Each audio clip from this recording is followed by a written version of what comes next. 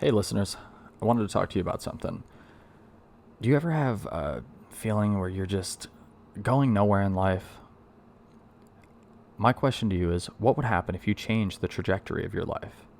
Imagine what your life would be like if you started knocking down your goals, you gained more confidence, and you understood your gifts and how to use them. Listen, how you feel right now, you're not alone. Millions of people feel like this, but you don't have to stay stuck in these feelings. This is where Versatile Success's signature program, Lost and Found, will help you. The Lost and Found program is a 30-day online program that'll change the trajectory of your life. Don't just take my word for it. Joaquin says, I've always struggled with trying to figure out who I am, what my strengths are, and what my weaknesses are.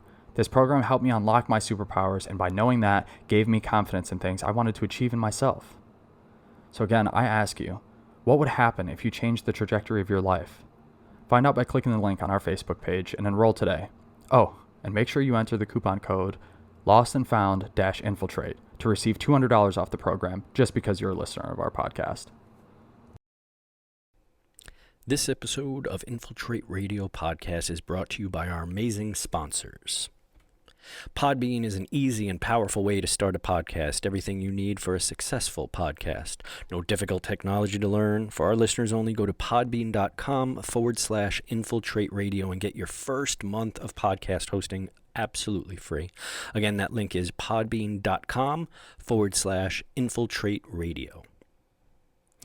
The show is also brought to you by Akioka Pet Boutique. Use the link posted on our Facebook page with the link to the show and use code InfiltrateRadio25 at checkout, and you save 25% on any purchase from Akioka Pet Boutique.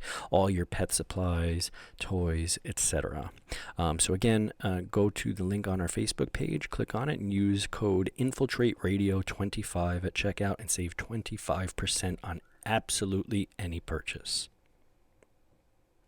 In addition, we'll post the links to any products we talk about during the show, such as the drinks we're enjoying or any other items we mentioned. So if you really want to help us out and support the show and keep us going, click on any of those links we post, and the show gets a portion of the purchases that you make. So you get drinks, you get products, you help to keep the show going, and we get to not be living out on the street. So again, just click on any of the links in on any of our posts that typically go to Amazon or other affiliates. So thank you guys for all your support, and here's another episode. Infiltrate Radio. All right, so I think we're live on Facebook, and we're live wherever else we seem to be broadcasting. This is episode number 59. You guys are listening to Infiltrate Radio. My co-host is Ramadan, and so he is tired from fasting all day, he said, and so has to miss out on this show. I think he might miss a couple this month, so I might be doing this solo here for the next few weeks, but we'll see. Maybe I can get him to join. I'll bring him some espresso late at night, and maybe that'll kickstart him. So on today's show, though, I have a very, very special guest that was nice enough to join me today. Ranga Dias, is that correct? Okay. I saw a different spelling of your name too. Is this like the easy for Americans to say version of the net? How do you say your born name? Liana Gamage Ranganath Dias. Okay. It's a long name, yeah. Yeah. But, Ranga Dias, yeah. Okay, I'll call you Ranga Dias. My last name is a little tough too, so don't get offended. But I just tell people however you want to say it, go ahead and say it. Yeah. Jowin, whatever the case may be. So thank you everyone who's watching on Facebook and who's watching on our YouTube channel, and everyone that's listening. As per usual, we're gonna have a little teaser here on Facebook, and then we'll have the rest of the show on our YouTube. So go subscribe, like the videos, do all that kind of stuff that people usually ask you to do. And as per usual, at the beginning of the show, we always talk about a drink that we're drinking, and if you click on the links when we post it, we get a little bit of pocket change, and I get to I don't know, I always come up with something silly to say, but I get to not eat coffee grounds for every meal of the day. I get to eat a little bit of some meat every once in a while, or something, some sort of vegetable, Ranga. So I told you about this just shortly, and you ran off and you made something. What are you drinking there? Oh, I'm drinking Earl Grey tea. This is how I always drink. Yeah. All right. What's on the cup there? This is That's the data cup from my kids gave me on my Father's Day. Oh, nice. All right. How many kids you got? Two kids, two boys. One is 1.5, and the other one is 3.5. Oh, wow. So you're a busy guy. You're making all sorts of scientific discoveries and then raising two kids too. I have a very supportive wife, so Yeah. I hear you. credit goes to her. Yeah, yeah, that's good. All right, excellent. Is there a particular brand of tea it is, or is it just like a Lipton? Yeah, I like Tazo. Tazo seems that has All this right. bit of a flavor that I always enjoy. And Tijuana from Starbucks. That's sometimes it tastes very similar to this too. So I Yeah. drink both. Yeah. Yeah, I'm a big fan of the Earl Grey too, and I'm a little bit of like a nerd too. So the reason I like it is because of Star Trek and what's his face always Right. used to order from from the computer Earl Grey hot. So that's why I started drinking it. But then I just like the flavor of it. And I don't know if you drink or not, but sometimes I'll add a little whiskey to it too. It gets it. I should try that. Yeah. Yeah, it gets you going in the Yeah. evening. Yeah. So I didn't have time to go and grab anything super special, but I just grabbed something out of my fridge here. It's the pomegranate Wegmans. I don't even know if I'm going to be able to link to this because it's a Wegmans seltzer, but we'll see if I can find it. Cherry pomegranate. It's good. I like these because it feels like you're drinking something that you might be a little sweet, but it's not. You know what I mean? I gotta watch my feminine figure, Ranga, because I'm on video a lot. So, but anyway, so let's move on past the drinks. I really appreciate you coming on, and I wanna talk about what kind of was going on and how you got into what you're doing, and just for those listening, anyone that's in Rochester, actually in Rochester, New York, did you go to school in Rochester, No, or you were part of the research team that was based here? So my research lab is located in Rochester. Gotcha. Okay, and I wanna ask you because there was a pretty major discovery that you guys made in 2020 of all the years to make a crazy discovery like that. There is one fantastic thing that came out at least out of 2020, and Ranga and his team. I keep feeling like I'm not saying the Ranga, right? Yeah, Frank, that's Okay. yeah. Made that thing happen. So we're going to talk about that in just a second. But before we do that, again, make sure you guys subscribe. Make sure you guys tell your friends about us, and make sure you click the links. So Ranga, before you tell us what the giant discovery was that you made here in 2020, I'm going to stop the live feed. Go onto our YouTube channel. The show will be posted probably tomorrow, whenever you're watching this, and we'll be on there. So go there. Talk to you guys later. Stop the live stream, and Ranga, we are officially within the show. We're in the black hole of Infiltrate Radio now. So why don't you tell us? Give us a little bit of a super high level overview first of what the discovery was, and then we'll kind of get more into the weeds and all that stuff. So Yeah. So I'll start with a very simple example. Like if you take a metal that every day you use, you have a cookware, you have used metal, and then some of these the range top, if you're using electric, so you have these metal, and then you send electrical current, it get heated up, then like a hot plate, right? That's how we cook. So this is because these ordinary metal have a resistance. When you send a current, there's a resistance. They try to sort of resist the flow of electrical current. But there can be a material that can transmit electricity without any resistance. That's what we call superconductors. So there is no resistance whatsoever. Electrical resistance is like really zero. I really mean it's zero.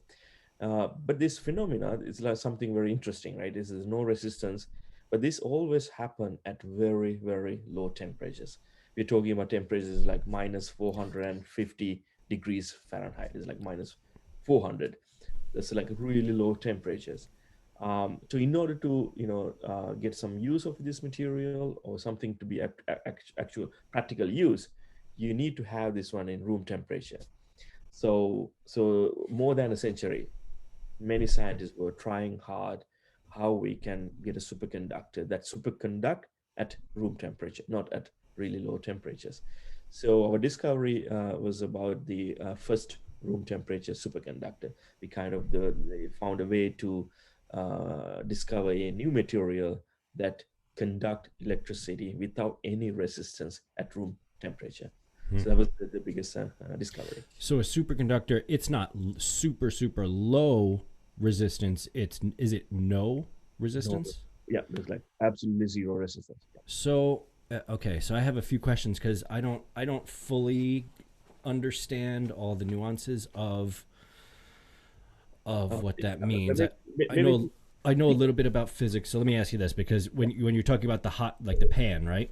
I know that the resistance causes heat, right? Would that be accurate? And so that heat potentially would dissipate, which means you're losing energy as you're transmitting electrons through the whatever the material is. So is the reason why in the past it's had to be so cold because it reduces the heat, or does it do? Yeah, I mean, you're right. Yeah, so it's like, so then let's say if you want to send current from point A to point B, and when you send the current through, because of this heat, there's a resistance, the energy is dissipated. So let's say you put 100 some amount of energy in one point, and you're getting you're getting, let's say, 40% of that energy, because you're losing so much energy for resistance heat that it dissipates while this is transmitting. So imagine then if you have a superconducting wire which doesn't have any resistance, then you can go from point A to point B without any loss of energy. So think of in a bigger scale, if you want to send current from East Coast to West Coast, and while you're using ordinary metal, you lose so much energy. This, if you convert this into an actual dollar amount in a year in US, we lose average at least $20 billion. And in terms of this energy, is 200 million megawatt per hour. And this can actually power 23 million homes, which doesn't have any electricity. So it's like a significant amount of loss in energy because of this heat, the dissipation. Yeah. So that's why this is sort of like a very important, having this zero resistance, is that this can save the energy that we are losing in a day-to-day basis because of this resistance. I mean, this very simple way you can think of this is that if you're a football fan, let's say you're a Buffalo Bill fan or something. I'm a Seattle Seahawks fan, so I always use the football analogy. Let's say you're a running back, if you want to go to the touchdown, but you don't have a nice spot to go, right? There are a lot of defensive linemen and everybody trying to stop you. First, you have to get the defense line, and then cornerbacks and safety. All these people are going to come in, right? But if you block nicely, if you get, sometimes you can get a clear path. You can run quickly and clearly into the end zone. Think of that way. So if you manage to get the right structure, right condition for in the atomic level, all these molecules to be in place, and then they sync with each other very well, so that it can make a clear path, these electrons, which is the electricity, electrons to pass through without bouncing. So the resistance comes from bouncing from another electron or bouncing from the heavy atom. Even in the small scale, there are like other atoms around. So you can hit another big atom, and you're going to hit another electron. So it's like you don't have a very clear path to travel. So just like in football, if you clear it up, you can run nicely. So that's kind of what superconducting materials potentially do. They line up the molecules in a way that allows the electrons to flow through without any, without hitting anything along the way. Yeah, so you have you have the right structure with the couple nicely synced with nicely, and then electron can nicely pair it, and then they can travel without any resistance. So when the loss happens, right? Because in our electrical grid, with the way that kind of the United States is set up, right? We've got like for instance, Texas just had that big issue, right? Where when they had the storms or whatever, but they have their own kind of close to them electrical making things, or whatever the generator is. And in New York, we have Niagara Falls and in different areas, there's different things making the energy. And the reason it has to be kind of mostly localized is because the length is determined by the amount of resistance, because you would lose so much, right? So you don't want to have the source of the electrical generation too far from where you're going to be delivering it, because you're going to lose a certain amount the longer path it takes to get there. So that would potentially eliminate kind of the roadblocks to having to build the generators, let's say, right there on the spot. Niagara Falls could potentially power some stuff over in California, or even across the, in Europe or something, if that were to be the case, right? Yeah. Yeah, exactly right. Yeah, this is like if you can replace all these wires that we are using transmission line with superconducting cables or wires, then it just we can get this electricity from Niagara Falls to the West Coast, and even for the Europe, as you were saying. So who knows, right? I mean, I think what we need is to go to a level that, let's say, if you go to a store and then you want to buy a spool of wires, and then you can ask him, can I have, you need a normal wires or you need a superconducting wires? So that's where the actual application and the use then come. Then we can replace everything. Yeah, and I'm sure they'll be relatively expensive, at least in the beginning, to how that, what that would cost, just because the amounts, I think, that probably you're making right now are not huge quantities, like manufactured quantities of it. I want to get into kind of the use cases of it, and I have some questions around some of my my colleagues and friends and stuff have asked me, as I was talking to you, to ask you some questions too about things like computing and things like that, and where applications, and specifically things like hoverboards and perpetual motion machines and stuff like that, right? So we'll get into that. But I think really more importantly, first, I want to understand like how. So in the past, if you were to make, because obviously you got into this somehow, into this particular field and studying that, or was this, you weren't even looking for this and you just happened to stumble upon this? Like, how did you end up making that material? I would say after I joined Rochester, I was mainly focusing on finding a superconductor that's very high temperature, or close to room temperature. Before that, I wasn't really looking for this kind of material, but I knew about this importance of this material, and then I start to think about it. What are the ways that we can what are the limitations and what we are missing here, what we need to address to get this into actually work at room temperature. So it's always the back of my mind that thought about it. That was one reason that when I did my postdoctoral studies, start to think about hydrogen, why hydrogen, and how hydrogen can be a solution for these room temperature superconductor. So I would say it was a build up. I mean, I had a sort of a broad view and idea what's happening and how to tackle this problem. But until I get into Rochester, I didn't really get a chance to practice the idea. So that's where everything happened here. Now, is some of this, are you under an NDA or anything, like, to talk about how the technology actually works? Like, can we get a little bit deeper into like what? Oh yeah. I mean, yes. So I guess how would, in the past, before this discovery, what would be the process to, I guess, create some sort of superconducting material? And I've seen things like, I forget who, was it BMW or someone that made that hoverboard thing, and it had to be, super cool, the bottom of it, so that it could actually do the floating. And then after it warmed up, it stopped being able to, to hover and stuff like that. But like, what was the process for that? Is it just specific metals that already existed, or was it a process? So, there are some material already, like, maybe think of this. Even if you go to, you in your, a home, or even in the lab, there are a lot of material can be superconduct, but they are not superconducting because we are in room temperature. If you take it to cool it down to low and low, and they start to show these properties of the superconductor. Like a lot of elemental materials, metals are superconducting, and some of the alloys are superconducting. There are different type of material people have already found.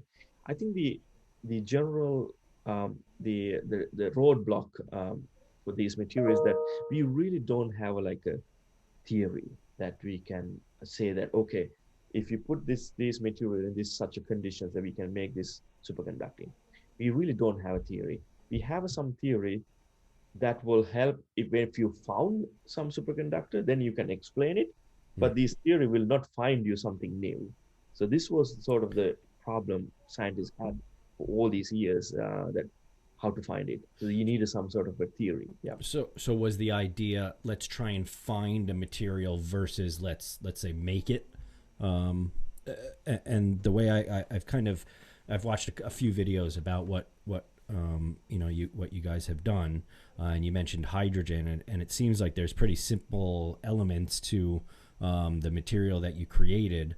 And I guess and I'll let you explain it better than probably I can, but the pressure was kind of the thing that forced it to get into a state of alignment, like you were talking about, right? By Exactly. applying pressure to the particular elements. And for whatever reason, I keep thinking of like a diamond, like Exactly. what's carbon that's just under an enormous amount of heat and pressure, and it forces the alignment of the molecules so that it turns into this clear alignment of all the the crystals or whatever in it. Is it similar to that, or am I completely Exactly. Yeah, you precisely. Yeah, this is perfect. Just the way you explain diamond. If you take carbon and pressurize to higher pressures and a little bit of temperature, you form this diamond. It's like a completely different structure, right? There's a different Right. carbon, you opaque and everything. There's no transparent, but then diamond has these beautiful crystals with the transparent material. The same way you can think hydrogen. It's a gas right now. It's around you. But if you press them high enough, it can become a metal. So gas can turn into a solid, and that solid can turn into a metal. So because of the applied pressure, and this metallic hydrogen, that compound, the material, can be a room temperature superconductor. This idea is very simple. The base one is, in order to have a superconducting material, high TC, high temperature, room temperature or above, you have to have a very high vibration of atoms. Like we call this coupling, electron phonon coupling vibration. And also, when you do that level of a vibration, your bonds, like the molecules or atoms, they're attached together, that we call bond, has to be strong enough to withstand this vibration. So hydrogen, being the lightest element, so it's a lightest element that we know, right? So then they can move really fast. If you're heavy, it's a little bit difficult to move around, but Is lighter that being. because of the density of the atoms within the So element? if you take the hydrogen, you have only one proton. So that's where the mass comes from. Like if you get helium-2 and I got you. periodic table, if you go, you add more and more and more. So, but the hydrogen having just one proton, it just give you very low mass. So that means low mass, you can vibrate easily. You can have high vibration, high electron phonon coupling, we call it. And then also hydrogen can make a very strong bonds. We call hydrogen bonds that help to maintain this while we are having this high vibration, plus also not to break that structure while we are having this high vibration. That's where the key to the superconductivity. I'm getting a lot of what you're saying. The vibration part, where is that coming from? Is that coming from the pressure on the No, element? so in generally, that's how it's in generally, to material to become a superconductor, you have to have a very good electron phonon coupling, this vibration, and also it has to be a strongly bonded together.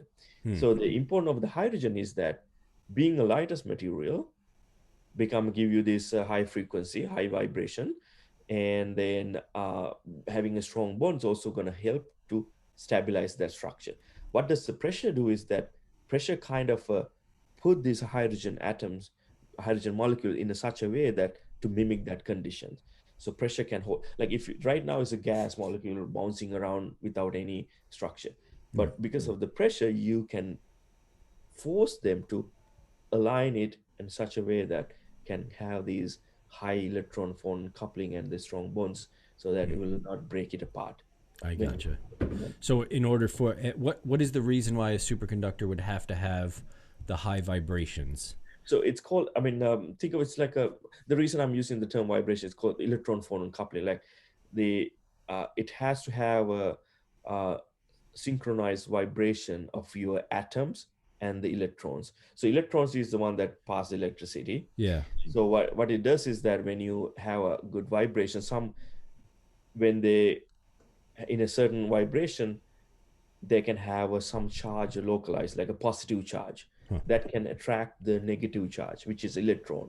I That gotcha. can create a virtual, more like positiveness, and then another electron can be attached, and then that can be moved. It's like a vibration that you can pass it into the next atom and next atom and next atom, so you can just flow of electricity without any resistance.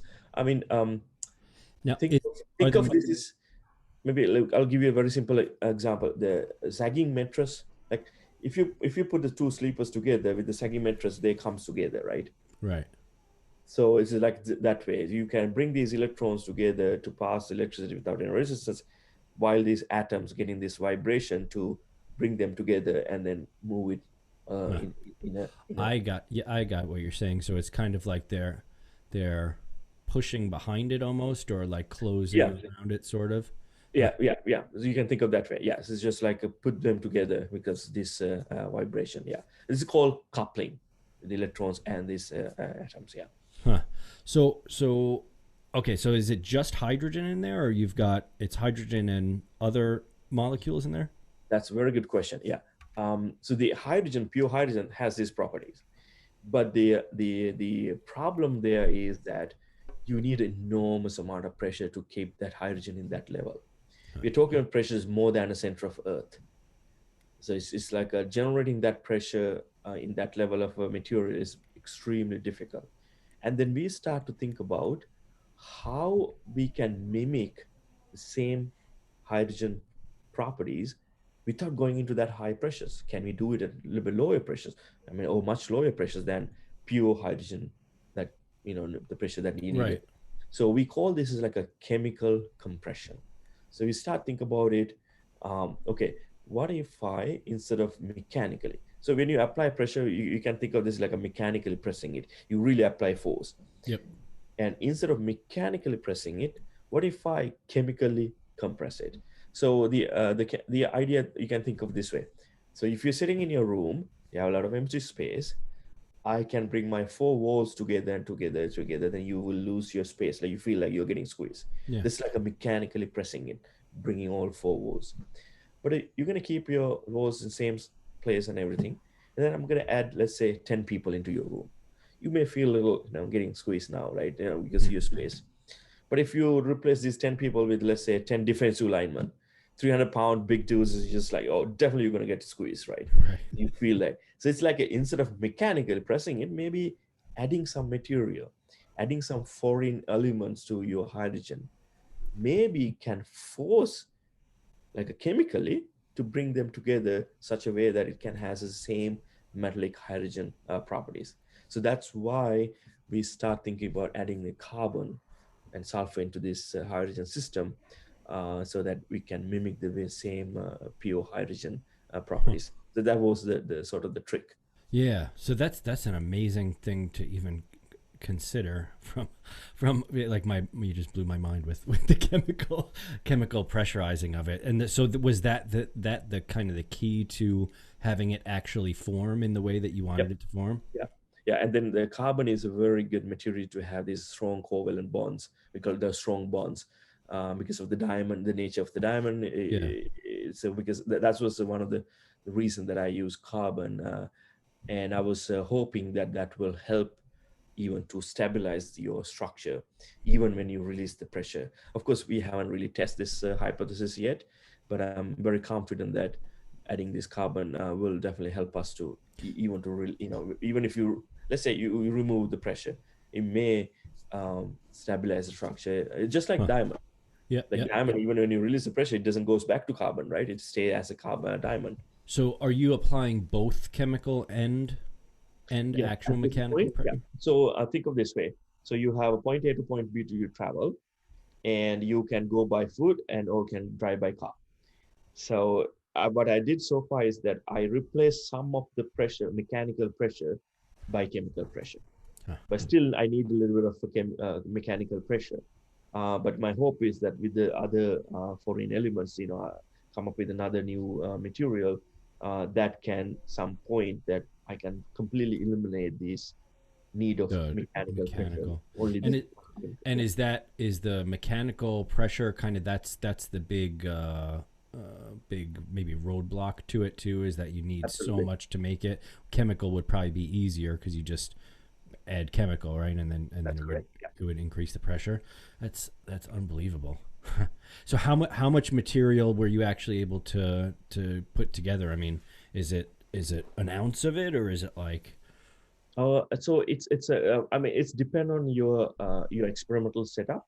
I mean we mix the carbon and sulfur 1 to 1 molar ratio, and but because this is a high pressure experiment, your sample volume is very limited. That we are talking about, let's say, if you're using a size of 100 micron, like a zero point 0.1 millimeter size tip of a diamond to pressurize this one, then your sample size is limited to that diameter of that diamond tip. So that's like, I would say, like a really small. I mean, it's probably nanoliter level of a volume. so you haven't replaced all the wiring in your house yet with No, with not yet. Yeah, superconductor? not yet. Yeah. Can this be used? Because I'm a network guy too, and a former IT guy and all that kind of stuff. So really into like computing and where that's going. And is there use cases? Because I know with fiber, like fiber optic cable, you've got good. You've got basically the speed of light, and they're talking about quantum computing, which I don't fully get yet in either. But does this have any application to like computing at all? Like if Yeah, you definitely for the quantum computing, one thing that you can see is that the qubits that they're talking about, the qubits in this quantum computing, these are all are happening at really low temperatures. They're using superconducting qubits. oh, But are they? yeah, so if you can have a room temperature superconductor, then you can have this room temperature qubits. So this will definitely have a direct impact to computing for sure. But in general, I would say, in terms of power loss, you have a portable device that you use, right? You lose a battery, Yeah. then you have to charge it again. But if you have all these consumer electronics that replace with the superconducting material, and then we will save this energy that you're losing. You if you take your phone, you get heated, right? Your laptop will get heated, so that loss can be saved, and then maybe you can have increased life, increased battery life of these materials. So this is why this can go into even electrical cars. You can have increase of range. Yeah. All I would say, if you can really print something room temperature superconductor, we will transform from semiconducting industry to a superconducting industry. Everything will go into a very different. Yeah, it's going to be Well, revolutionary.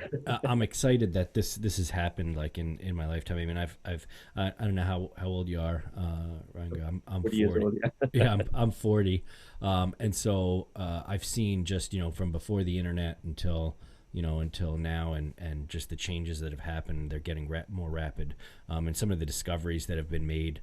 As I talk to people and I watch shows, mostly is what I do, like documentaries on science. I'm really into it, and this is just, it blows my mind because the potential for what this means.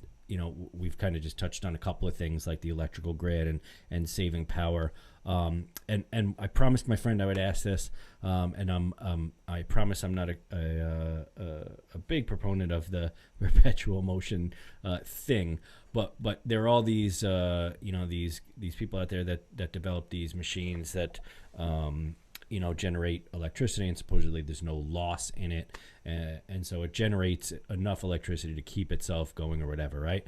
Do you believe that having something like this superconductor at room temperature would give the ability to have something generate electricity almost in a lossless way? Like, Yeah, we can. Yeah, actually, there was some, even in 1920s and 30s, some scientists have demonstrated this concept, they induce the current in a superconducting material, but the only issue is that they had to keep the temperature low, because right. that's the temperature that is superconductor. Then they measure the electrical current, and then they almost didn't see any decay in the current. It Huh. was maybe there's something slight that could be the experimental, the error at that time with the measurement. But that even gives you like a 10 to the power of 6 years Huh. that it will take to decay. It's like I'm sure we're not going to be. Yeah, yeah, yeah. Yeah, and then so the only thing that you'd have to account for in that situation too is that okay, it's generating its own power, but once you start Using it. Yeah. yeah using that power, then you're dissipating it to light, like if it's on a screen or something, or if it's Something. whatever, yeah, heat or whatever the thing is that's actually utilizing the energy. But that's pretty amazing stuff. And then so one of my favorite movies was the Back to the Future movies, and so I talked a little bit before, earlier about the hoverboards, but that material could potentially be used for that sort of thing. Who was it? Was it Cadillac, or was it, I forget who it was that did that hoverboard thing? I mean, there were few, BMW. I can't remember who were the, but the very similar experiment were done in different labs as well. I've seen YouTube videos of people sort of mimicking the same thing, but Yeah, I yeah. can't specifically remember which the company did this one.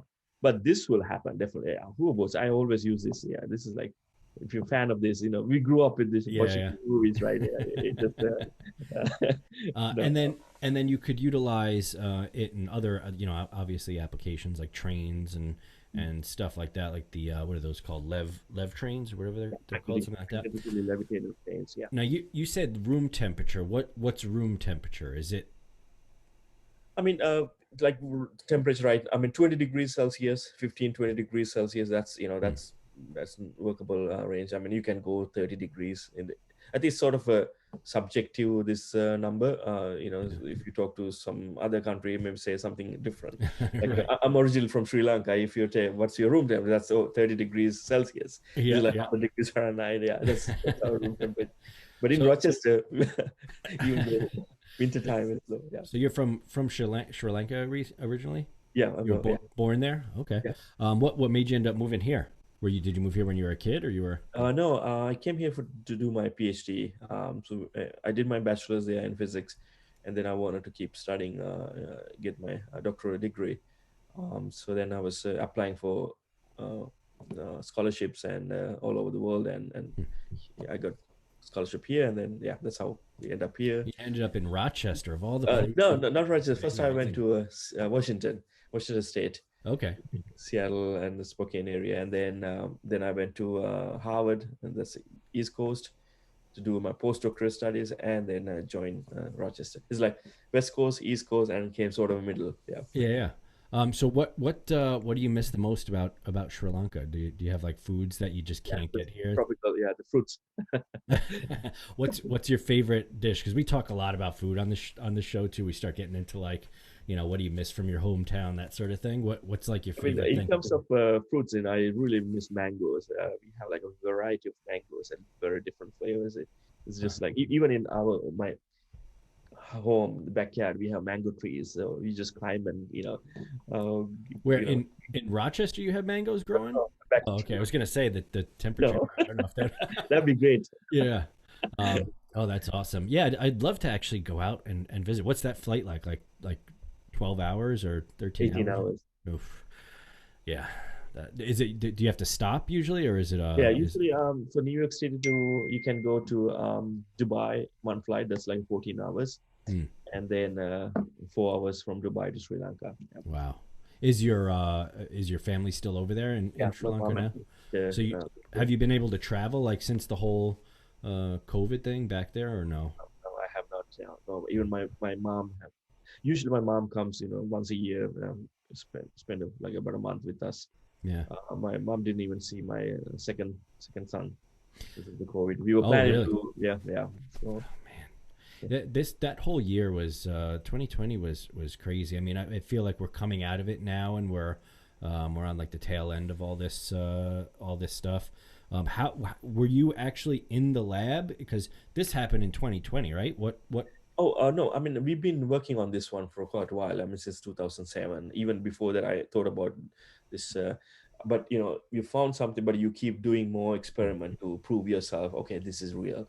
So we did like a different, like, the electrical resistance, zero resistance, that's just a one property.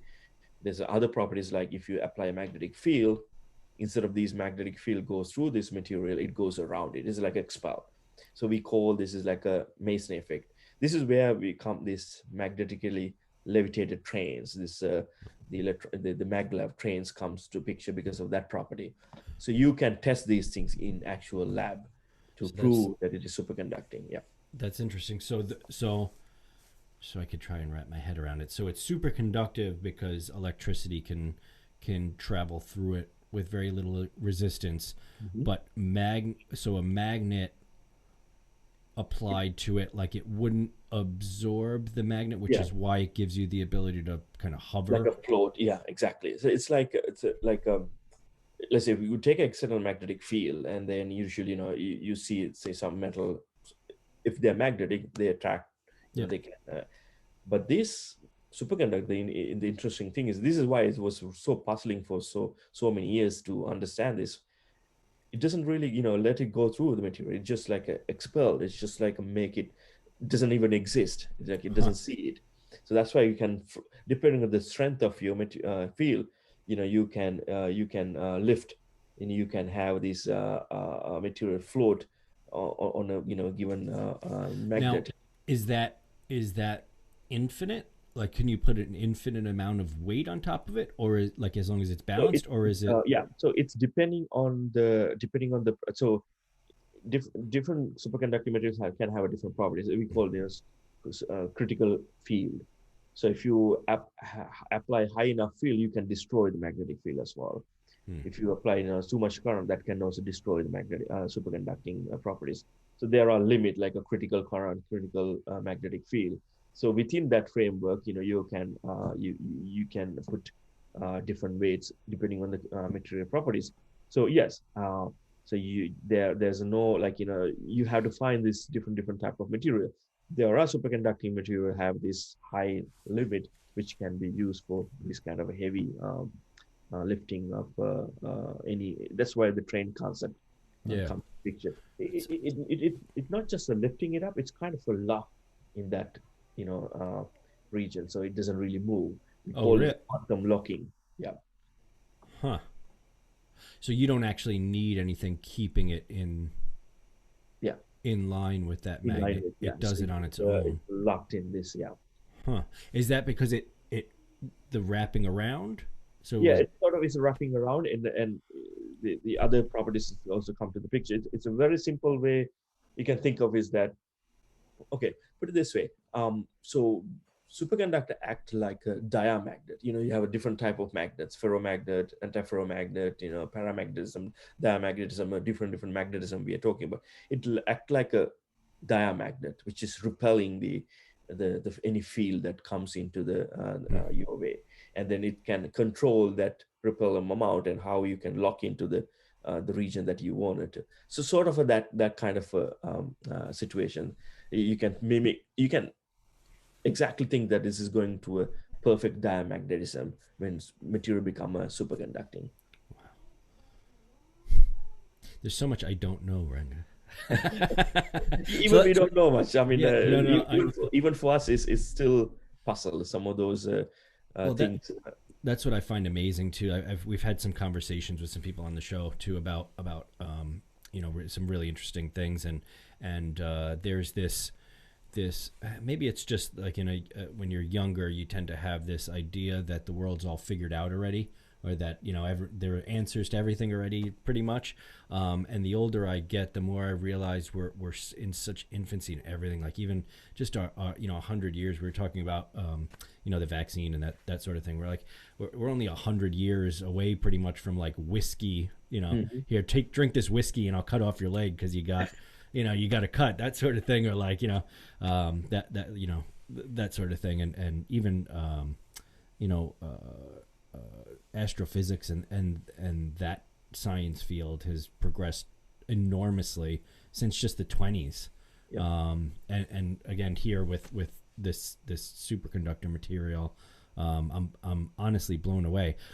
So let me ask you this question. So how come why doesn't it exist in nature? Why do you have to create it? Like, why wouldn't hydrogen in, let's say, a star that's under a huge amount of pressure create some of that material and that maybe be around in the universe? Or could it be somewhere that we're just not looking? Or is this process something that couldn't really or wouldn't happen naturally?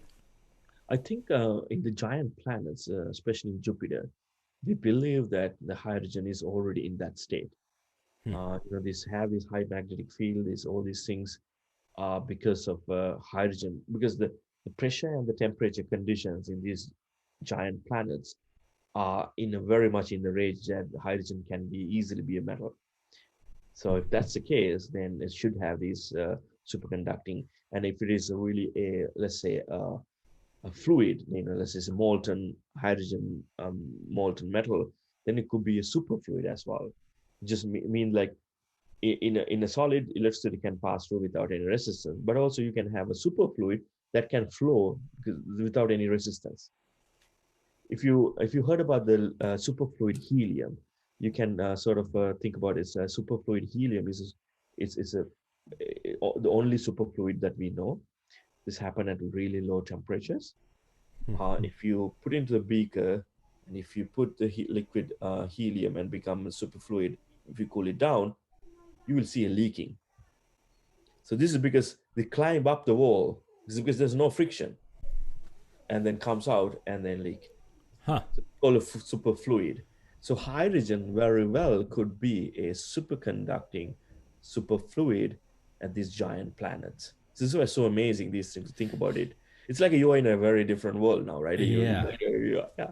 Yeah. So There was something that I read about or I saw some sort of news story about with regard to what was it, black holes or something? No, the collider, was it? I forget what it was. Something that came out recently, some scientific thing that talked about the laws of physics. Oh, they found a some new particle. oh yeah.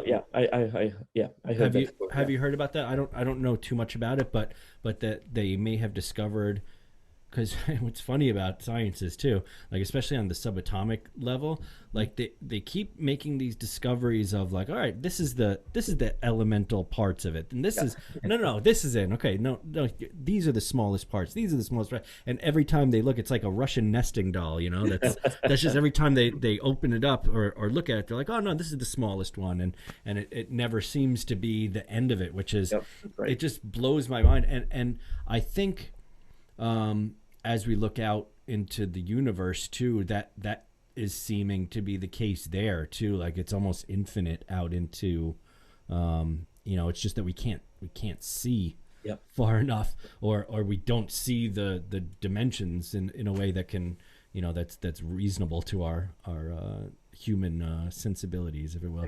Exactly. But it's amazing. So how did you get into? Is it chemistry that you're in, or is it what's the actual field of study that you started in? And Physics, yeah. My both undergraduate and doctoral studies and postdoctoral studies, all three are physics. okay, But it's a lot of chemistries there too. that was my worst subject in school. I hated chemistry. I think it might have been the teacher that I had in high school. He wasn't very entertaining, I guess you can say, with regards to the material. Like it was super dry, and I just hated memorizing the elemental table, that thing. Even though I love science and all that stuff, like now I can kind of get into all that. But what led you down that path of physics? Was it an interest in it, or was it something?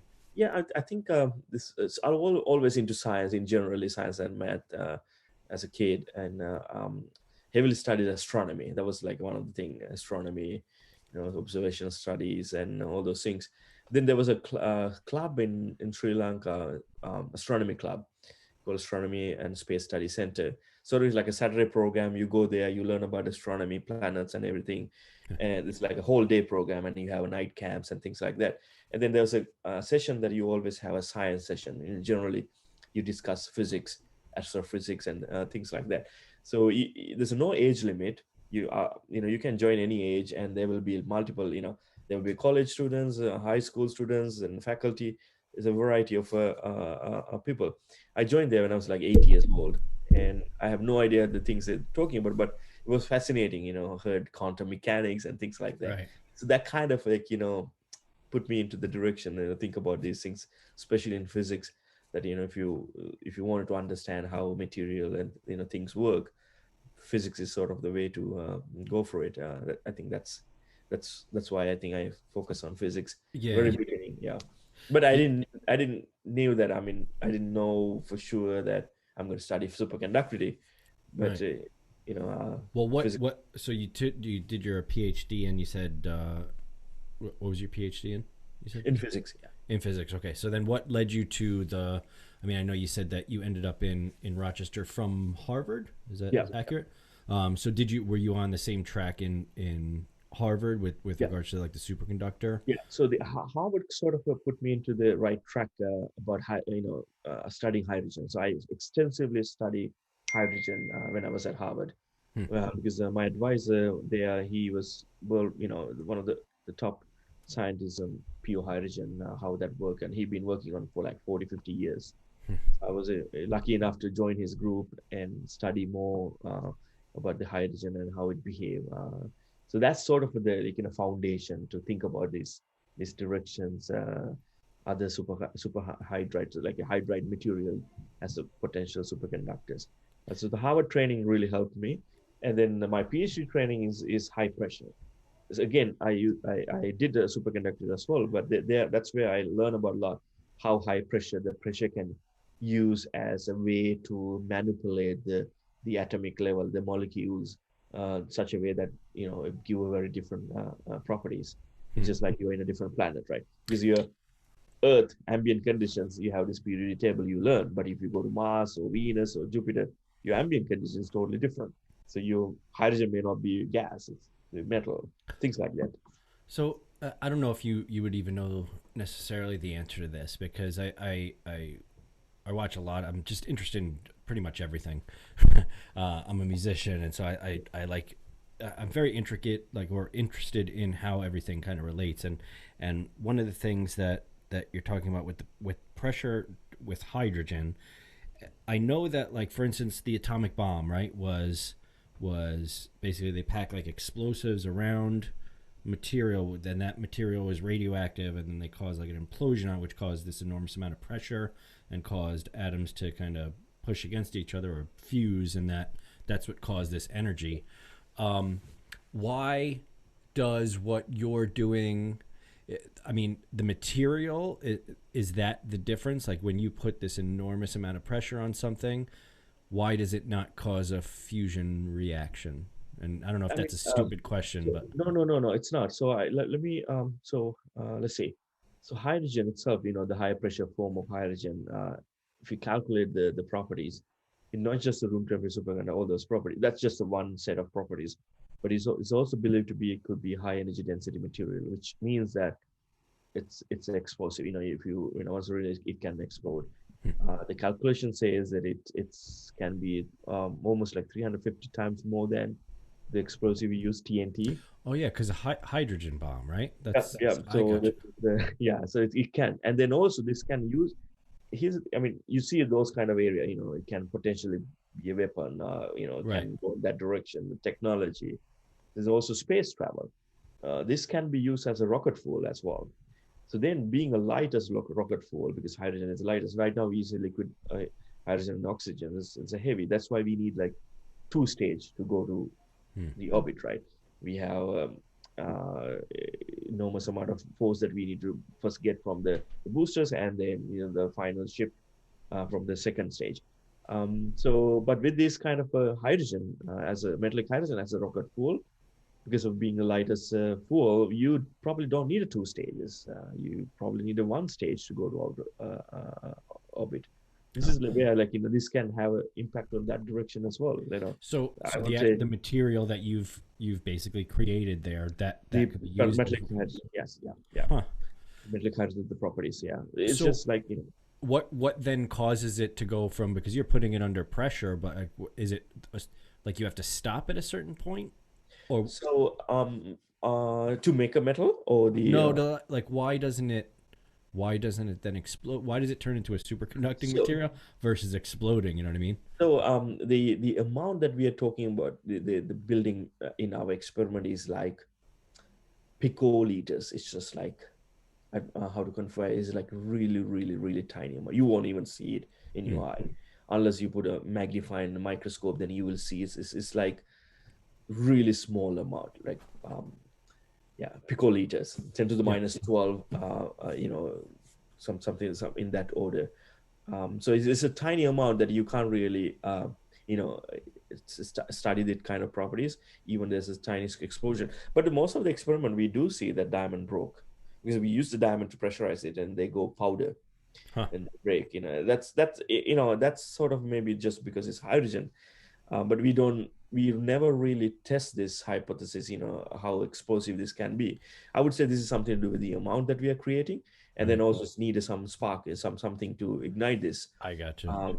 So we are in a very confined vacuum environment when you do this experiment, so that's probably be the case. Hmm. But when you know the properties, and we can theoretically calculate all these when you become a super metal. So that calculation shows you these numbers that uh, potentially can be used as a rocket fuel and the explosives, and so on, so which can be used as a. Did you when you were in the lab in 2020? Were you guys? Did you have to like stop going in, or were you always kind of wearing masks and all that to begin with when you No, were in the no, lab? we had to shut down for like almost 2.5, 3 months. Oh, really? We didn't go. Yeah, that's a big drawback, but well, that's fine. That's how it is, right? So Yeah. Yeah, uh, there's enormous amounts of like stuff. I think residual stuff that's going to come about from last year, like things just being closed down for months. That I don't think the human race has ever done that in you know in at least 100 years. You know what I mean? yeah. Just stopped doing, like everyone just stopped all at once. I did hear something like the ozone or something Yeah. like during that 2 month period just fixed itself. It's like, Yeah, oh, that's right. maybe we do have something to do with the Something good. Yeah. with the climate, and like the amount of CO2 instantly dropped by like half or whatever in it. So that's really interesting. Is anyone in your family also a scientist, like your um, brothers or sisters? my brother is studying mathematics. Hmm. He's in applied mathematics, doing his PhD. So that's, yeah, he's into science. My sister doing IT, Hmm. information technology. That's yeah. All right. Yeah. But my mom and dad, they're nowhere near science. They were artists. Oh, They were really? painting and writers, journal. That's a totally different field. And then they never even force us to do anything. It's just like, do whatever you want to do. So, Yeah. Well, that's good. I think that there's something to that though, because I was always interested, and my older brother is a math guy too, so he teaches math at Hunter University, I think it is. My older brother, and then my younger brother does coding and stuff like that. But my mom, both my parents were hippies.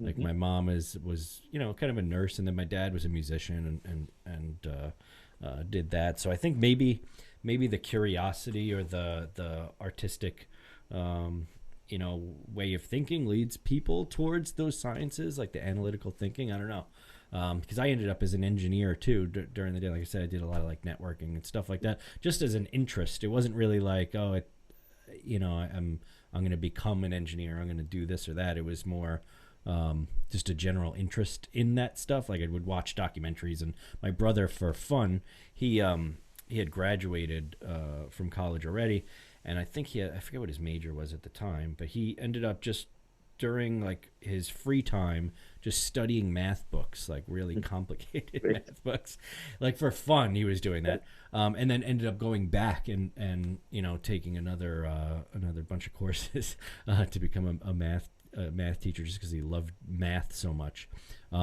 What would you say to like young people that are getting into the sciences? I don't know if the interest is dwindling or getting more. I mean, I know a lot of kids are getting into like the computer stuff just because there's money to be made there. But Right, do you yeah. do you feel like there's a lot of younger people getting involved in like the fields that you were? Yeah, I mean, I think because of the pandemic, maybe in general, some people, maybe thinking about the graduate school because of maybe you don't have enough job market now. That we see some sort of increase in that side, in that sense, because of the COVID. But in generally, this is something, yeah, nowadays is IT, or it's a lot of these kind of quantum computing or the social media, Facebook. You see a very different direction that we are going Yeah. as a human race, right? um yeah, I think it's important, but at the same time, that when the tech while the technology is advancing, but the fundamental sciences also need to go in parallel, so they can feed each other to develop the next breakthrough. Yeah. Do you think that there is enough cross discussion between the like the disciplines, like with what you're doing, and let's say the quantum computing? Um, you know, Yeah, I think yeah, the recently this sort of are changing. I wouldn't, 5 years ago may not be the case, but now you see all these connections, all the things that you can make. Especially the Rochester is one of the nice place in that sense that we can collaborate very different, all the other departments. Like even if I'm in engineering or physics or optics or chemistry, there's no boundary. Like, if I wanted to take a graduate student from chemistry department or earth and planetary science or optics or engineering, I can go and request, and then if all good, and we can easily adapt to my research. It's just like there are a lot of cross, and then the openness to collaborate sort of help to merge in these different fields to bring into these kind of directions. Because in generally high pressure, this superconductor of physics is have a huge overlap. It's just yeah. you need to make sure that you communicate and you open to collaborate, and that will bring the different disciplines together. Then we can work collectively.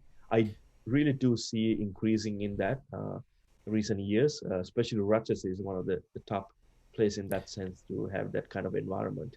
Yeah, it's amazing the amount of people because I really do spread out quite a bit. But it's amazing how many people just in Rochester here. Like I don't run out of interesting people to talk to because there's so much going on, and especially in the technological fields and the science fields like U of R and RIT and the colleges that are here generate a lot. But there's even like these little independent companies like that are growing here. It's almost like this unheard new Silicon Valley Hmm. kind of situation happening here that no one knows about.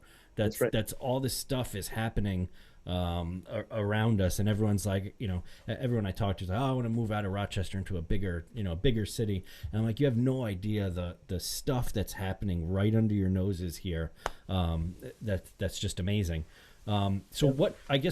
what would be the most unusual use case you would think for this superconducting material? Like what would you say? Oh wow, I never even thought about that as a because I'm sure people have made suggestions to you, right? Of Yeah, stuff that I could think be. probably the fusion. I mean, I knew the fusion can be a effect, can be a possibility with the superconducting material, but I wasn't really thought about it in a very deeply to Mm, get a good sense of it. But then the more I think about it, because of the laser lab we have in Rochester, and I talked to these fusion colleagues, and oh, okay, oh, this is something, yeah, definitely we can do. It just sounded like we can, if you have a high magnetic, high field superconductor at room temperature, fusion may happen tomorrow. mm. This sounds like that. So that will be cool, right? So that's like that'll solve a lot of problem, a lot of energy problems. Yeah. Yeah. I guess the other thing is going to be like actually like for instance I guess it would be cost effective for the electrical companies to implement or replace cable, but it would be super expensive to do that. Just replace the entire infrastructure outright with this material. Though, if you think about the cost savings from doing that potentially, if the price is right, the ROI on it, if you're what did you say the amount was 20 billion a year that's Yeah, being $20 billion a year. Yep, that's lost right. in Yeah. just resistance on Yeah. those things. But Um, but for the like MRI machine, that could be a quick upgrade. Like yeah, even now we are using superconducting magnets to this medical imaging system, MRI. But then imagine then if you have a superconductor at room temperature, then you don't need all these cryogenics, because right now they're using the cryogenics to keep it cool so that you can use as a superconductor for this MRI machine. So that's why it's so like claustrophobic. That's why there's this giant thing around you. Yeah, see all this, yeah. Ah. Then you will cost-wise, there's no need of cryogenics and portable and small. They think it can upgrade like really rapidly. I would see that's like a quick market that somebody can think about it, upgrading the MR, the medical science side, the medical imaging system. It's a really quick impact, yeah. I mean, the transportation, energy, medicals, and fundamental science, all these four, I would say, easily can be. You have, if you want to, real quick too, because we probably should have done this at the beginning, but if someone wants to kind of like see, the research that you've done, I'm sure there are published papers and stuff out there. Where would they go? Is it somewhere, like, do you have a website of your team, or is it? So yeah, I have my research group website. You can, if you Google my name, and probably the second or third one in the Google is the my website. Okay. So you will see all these details and publications and everything. Yeah. Okay, and I'll post the link to that too on the when we post the show. So what's next here? So where are you going with this? I mean, you don't have to give away all the all the upcoming secrets that you're working on, top secret stuff you're working on. But where do you want to go with this? I mean, obviously you said you want to up the chemical pressure, right? Yeah. So we right now our direct focus is to we have this chemical twinning or chemical we call compositional twinning, how we can bring the pressure to low pressures or ambient pressures, and then have this material in a large scale develop. So I started a startup company called Unearthly Materials. So the main focus of this company is to manufacture this room temperature superconducting material with the focus of medical, transportation, energy, all these directions that you can think of. I don't know when this is going to happen, but at least I'm very optimistic. I'm always thinking that it's right around the corner. Right? Yeah. That's how at least we motivated. Yeah. So who on your? It wasn't just yourself, right? That was part of the team. Was there? Yes, I have one other colleague who were working on this material. He's from UNLV, University of Nevada, Las Vegas. So he is one of the co-founder. And we have two co-founders, me and myself and him. And so they're building this company now. Awesome. Well, if you need people, just put the shout out, and I'll tell them to keep an eye on your website there. Like I said, I know a lot of kind of faux physicists and but a lot of engineers. I do have a lot of engineer friends, so that are always looking for work that are pretty smart. So maybe I'll hit you up if you're looking for good employees down the line there. Yeah. I think Rochester is a great place for startup, right? There's so much history, Kodak and all these other companies. Yeah, there's even there's all these little incubators around town here too that are doing some, like, if you just look up tech incubators in Rochester, New York, there's all this amazing stuff that's going on with, like, even just solar and a bunch of other things. I work a lot with, like, in the IoT space and stuff, and it's just amazing what's in upstate New York, because it's cheap to get space here. You know what I mean? You're not paying New York City pricing for real estate, to get a warehouse. But Ray, I want to be respectful of your time. This was an amazing conversation, and I'm excited to see, like, where this stuff goes. Anything you want to get out there before we say goodbye to the people listening and watching here? No, I mean, I just want to say thank you very much for inviting me, and then share this research and the new discoveries and the future direction. Being in Rochester, you being in here, I think this is great. Thank you very much. Yeah. Well, friend me on Facebook. I'll take you out for a drink sometime too. I know all the hot spots in the city. We'll get some whiskey for you in your tea. So, Ranga, I appreciate you coming on. Thank you for spending the time with us. Tell your amazing wife there, thank you for giving us some of your time, even though you're a busy guy, and your kids too. And good luck with everything. And I'll look you up. Maybe I'll friend you, and if you're on Facebook or one of those things, I'll find you and we'll hook up. And I appreciate everyone listening, watching. Don't forget, subscribe. Tell your friends to do the same. We really appreciate you guys listening. And again, thanks for clicking on those links. Anytime you do, we get a little bit of pocket change, and I don't have to sell my pocket lint on the street corner for for a can of beans to eat. We really appreciate it. Thank you all for listening. Next week, I don't know who's on, so I'm not going to make that announcement. I forget who it is off the top of my head, but we're coming up on episode, I think it's 60 now. So again, we appreciate it. We appreciate it. I don't know if Biz will be back. If not, it'll just be me, or maybe I'll get a secret guest host or something to be on the show with me. So thank you guys again. You guys are listening to Infiltrate Radio. I'm Patrick Joanne, and I'm Biz the Chance. And thank you, Ranga, again. Thank you very much. Yeah. Have a good night. All right. Thanks. I'm going to stop the... Infiltrate Radio.